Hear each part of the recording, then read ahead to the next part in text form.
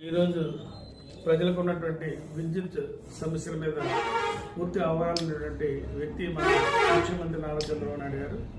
మరి ఏదైతే కూటమి ప్రభుత్వం వచ్చేటప్పుడు ఆ రోజు విద్యుత్ ఛార్జీలు ఎక్కడా కూడా పెంచమని చెప్పేసి చెప్పడం జరిగింది. అదేవిధంగా గతంలో జగన్మోహన్ రెడ్డి కూడా ఎన్నికల హామీల్లో విద్యుత్ ఛార్జీలు పెంచడానికి చెప్పాడు. కానీ విద్యుత్ ఛార్జీలు 9 సార్లు విద్యుత్ ఛార్జీలు పెంచి ప్రజల మీద 32,000 కోట్ల రూపాయల భారాన్ని చేశాడు. ఈ రోజు కూడా విద్యుత్ ఛార్జీలు పెంచకుండా మరి ఈ రోజు కూటమి ప్రభుత్వం యూనిట్కి 13 పైసలు తగ్గించి ట్రోప్ ఛార్జెస్ కూడా ప్రభుత్వమే భరించినట్లు పెట్టి ఈ రోజు గతంలో ఉన్నటువంటి జగన్మోహన్ రెడ్డి యూనిట్ 5 రూపాయలు 19 పైసలు కొంటే ఈ రోజు కూటమి ప్రభుత్వం వచ్చి అంటే ఆయన మూర్ఖత్వం దేని వల్ల కమిషన్స్ వల్ల ఉంది. ఈ రోజు 4 రూపాయల 70 పైసలు కొనుగోలు చేయడం కూడా జరుగుతుంది.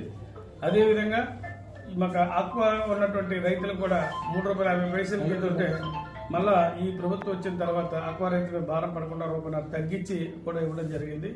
అదేవిధంగా విద్యుత్ ఇంకా పెంచుకోవడానికి సోలార్ వ్యవస్థలు కానీ పవర్స్ అన్ని కూడా ఇచ్చేసి ఈ రోజు SC/STస్కి అయితే రూప్ టాప్ కింద ఫ్రీగా కూడా చేయడం జరుగుతుంది. అదేవిధంగా సెంట్రల్ గవర్నమెంట్ ఇచ్చే ఫండ్స్ కంటే మళ్ళీ అదనంగా స్టేట్ గవర్నమెంట్ కూడా 20,000 సబ్సిడీ ఇచ్చి ఈ విద్యుత్తును కూడా సోలార్ విద్యుత్తును కూడా ప్రోత్సహించి విద్యుత్ రంగాన్ని ప్రజలకి బాగా చేరువయ్యేటట్లుగా తగ్గించి ప్రజలకు ఎటువంటి భారం లేకుండా రేట్లు కూడా తగ్గించినటువంటి ఘనత ఈ కూటమి ప్రభుత్వానికి ఉంది. ఇది ప్రజలకు చేయవలసినటువంటి కార్యక్రమం కాబట్టి చంద్రబాబు నాయుడు కృతజ్ఞతలు తెలియజేస్తూ ఇస్తున్నాను.